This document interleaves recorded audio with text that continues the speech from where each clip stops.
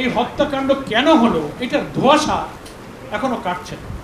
একটা সরকারি নিয়োগকৃত প্রশাসককে সরিয়ে দিয়ে আপনি দলীয় প্রশাসক দিলেন। আবার প্রশাসক নিয়োগে তো আমরা আপত্তি করছি না। জীবনে হয়তো মিথ্যা বলে নাই, একটা টাকা হারাম খায় নাই, কাউকে কষ্ট দেয় নাই, এরকম হাজার হাজার মানুষকে খুঁজে বের করে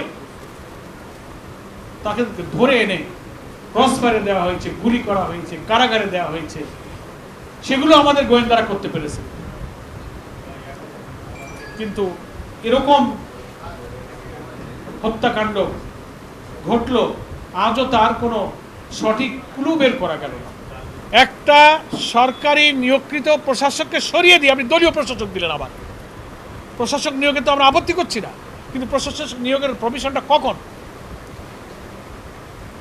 যখন কোনো সরকার পার্লামেন্ট ছিল না, প্রতিনিধিও ছিল না, জায়গাটা শূন্য ছিল, সরকারের দায়িত্ব একজন সরকারি লোককে ইন্টারিম দায়িত্ব দেওয়া, তা তো গভর্নমেন্ট দিয়েছিল।